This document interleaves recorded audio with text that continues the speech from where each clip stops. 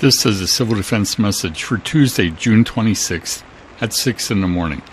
Hawaiian Volcano Observatory reports that Fissure 8 continues to erupt with a full lava channel flowing to the ocean at Kapoho. Gas emissions from the fissure eruption and at the ocean entry laze plumes continue to be very high.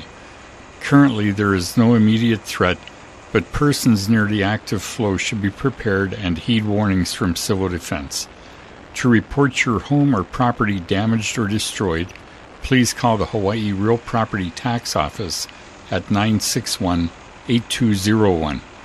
To report your home or property inaccessible due to lava isolation or mandatory evacuation, please call Civil Defense at 935-0031. A community meeting at the Pahoa High School cafeteria will be held today at 5 p.m.